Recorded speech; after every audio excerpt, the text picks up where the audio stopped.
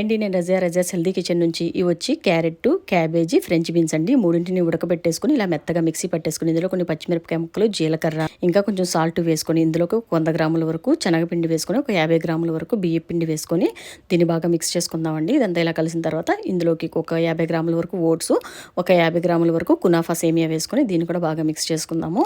ఇప్పుడు ఇందులోకి ఒక టేబుల్ స్పూన్ వరకు అల్లం వెల్లుల్లి పేస్ట్ వేసుకొని దీన్ని బాగా మిక్స్ చేసుకొని ఇలా ఆయిల్ హీట్ ఎక్కిన తర్వాత ఇందులో మనం ఇలా కట్లెట్స్ వేసుకుంటే వెజిటబుల్ కట్లెట్స్ చాలా బాగుంటాయండి.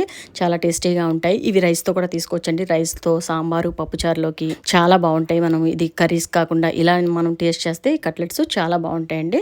ఈవినింగ్ స్నాక్స్ కింద కూడా పిల్లలకి టమాటా సాస్తో, చిల్లీ సాస్తో ఇస్తే ఈ కట్లెట్స్ చాలా బాగుంటాయి. వెజిటబుల్స్ తినని పిల్లలు కూడా చాలా ఇష్టపడుతూ తింటారండి. టేస్ట్ మాత్రం చాలా బాగుంటాయి.